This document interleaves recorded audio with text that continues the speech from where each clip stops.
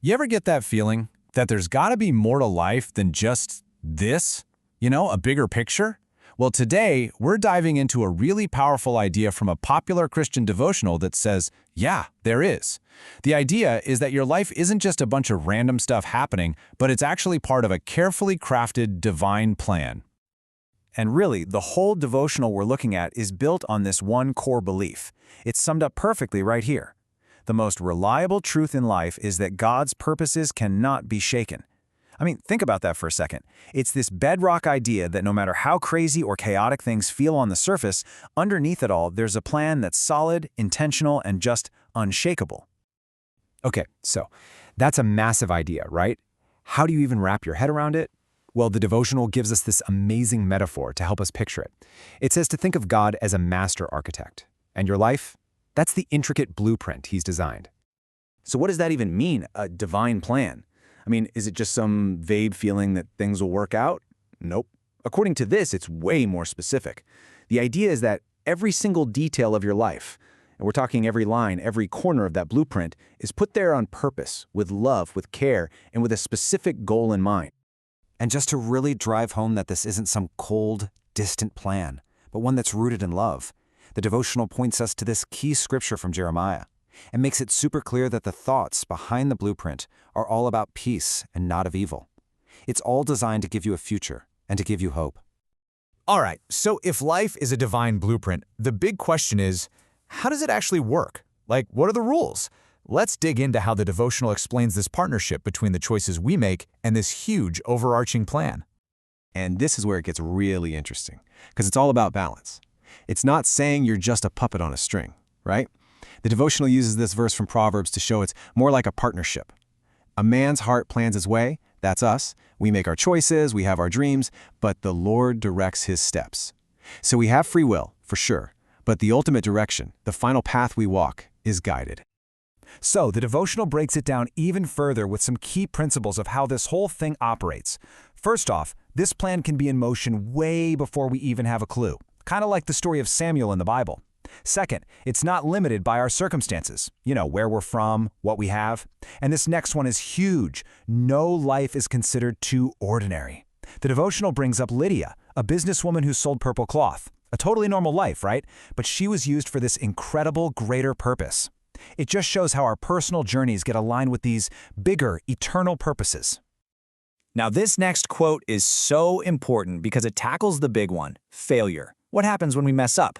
The devotional argues that even our mistakes, our stumbles, are already factored into the plan. They're not some catastrophic derailment. Instead, they're moments where God's support is actually promised to make sure we're never completely cast down.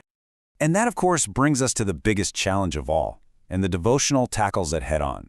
What do you do when the plan feels like, anything but a plan? When it feels messy and confusing? How are you supposed to trust the blueprint when all you can see is a jumbled mess? Yeah, this is the million-dollar question, isn't it? This is where the rubber meets the road, where this big idea crashes into our real-life experiences. And the devotional doesn't shy away from it at all. It dives right into that feeling of being lost, or stuck, or totally delayed.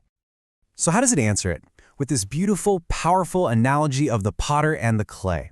It completely reframes those times when you feel like you're just waiting around, totally confused. It says that's not wasted time, not at all. That's the potter's hands molding you, preparing you, refining you for the exact grand purpose you were made for. But why is trusting so hard and yet so essential? Well, the devotional points us to this passage from Isaiah. It says, "For my thoughts are not your thoughts, nor are your ways my ways." And the logic here is just profound. God's perspective is as much higher than ours as the heavens are above the earth. We literally can't see the full picture from down here. So trust, that becomes the only bridge we have to get across that gap. Okay, so let's say you're on board. You're embracing this idea of a divine plan. You're learning to trust the process. What's next? How does this actually change how you live day to day? The focus totally shifts now from just understanding the plan to actually living it out. And this verse from Ephesians is kind of the foundation for that whole idea of a purpose-driven life. It calls us His workmanship, like a masterpiece, created specifically for good works that God actually prepared for us beforehand. Think about that. Your purpose was designed before you even took your first breath. And to make this super practical, the devotional breaks it down into 4 steps. Step 1, you gotta know God to discover your purpose. Step 2, be faithful in the little, everyday things. See them as training ground. Step 3 is just good old-fashioned perseverance. Just don't give up. And finally, step 4, you have to really embrace your identity as someone who is chosen for a unique purpose. And what's the ultimate impact of living like this? Well, it's captured in another great analogy, the lighthouse. The idea is that when you stand firm in your purpose, especially when the storms of life are raging, your life becomes a beacon, a light of hope that guides others. So your purpose, it's not just about you. So all of this, the blueprint, the trust, the purpose, it's all building toward a final, huge, overarching promise, an ultimate assurance that really ties everything we've talked about together. And here it is. This is the big one, the climactic promise from Romans. It's the belief that for those who are walking in this purpose, all things, and that means the good, the bad, the ugly, are ultimately worked together for a good outcome. Now, the devotional is really clear about something important here. This promise does not mean you'll have a life without problems. Not at all. What it means is that the problems themselves get repurposed. Even the struggles, the tough stuff, it all gets woven into the bigger picture, and it all contributes to that final, meaningful outcome. And just to really hammer this home, the devotional brings up this verse from Philippians. It's basically a message of guaranteed completion.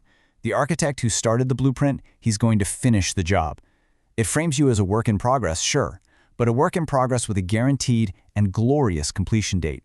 So we'll leave it here. The entire message of this devotional really can be boiled down to one powerful question. It completely reframes how we look at failure, at hardship. It asks us to stop and think. What if every single setback is actually a stepping stone? What if the things we think are holding us back are actually the very things pushing us forward? It's a pretty powerful thought to chew on.